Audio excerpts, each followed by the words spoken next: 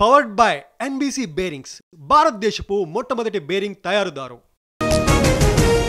Sub registrar ఆఫీసుల్లో ACB దాడులు. ఏపీలోని 12 కార్యాలయాల్లో అక్రమాలు గుర్తింపు. సబ్ రిజిస్ట్రార్ల కనుసన్నల్లోని అక్రమాలు.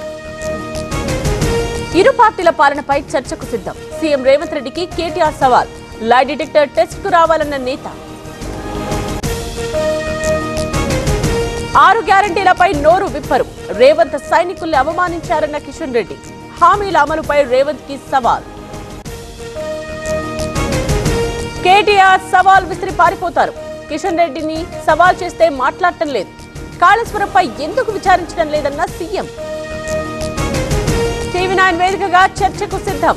ఆరోపణలన్నిటికీ సమాధానం చెప్తా. డిబేట్ కు రావాలని కేటీఆర్ కి జూపల్లి ఛాలెంజ్.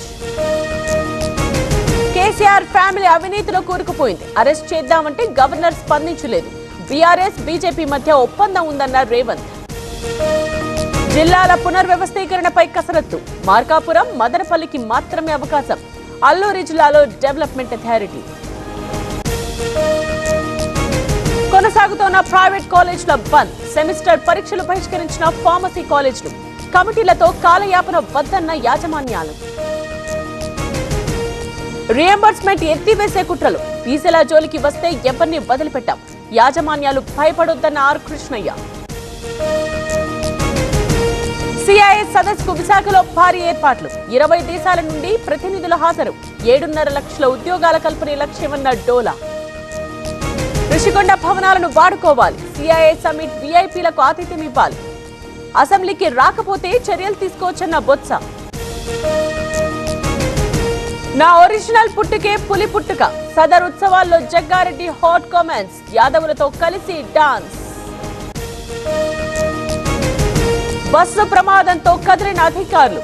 అప్పా జంక్షన్ నుండి మన్నెగూడ వరకు మరమ్మతులు. గుంతలను పూడ్చుతోన్న ఆర్ఎండ్బి. మా డ్రైవర్ చాలా మంచోడు. బస్ డ్రైవర్ నిర్లక్ష్యం వల్లే ప్రమాదం. చేవెళ్ల ప్రమాదంపై టిప్పర్ డ్రైవర్ రియాక్షన్. హర్యానాలో భారీగా అవకతవకలు. ఓట్ల చోరీతో బీజేపీ గెలిచిందన్న రాహుల్. తప్పుడు ఆరోపణలు చేస్తున్నారన్న కిరణ్ రిజిజు. రాహుల్ ఆరోపణలను ఖండించిన ఈసీ. అక్రమాలపై కాంగ్రెస్ ఏజెంట్లు ఏం చేశారని ప్రశ్న.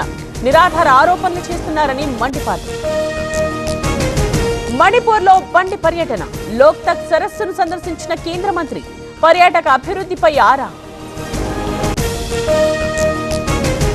బీహార్లో రేపే తొలి విడత ఎన్నికలు. 18 జిల్లాల్లోని 121 స్థానాల్లో పోలింగ్. తేజస్వి పోటీ చేస్తున్న రాఘోపూర్లో పోలింగ్. మోదీని కలిసిన భారత మహిళల క్రికెట్ జట్టు. అభినందించి సన్మానించిన ప్రధాని.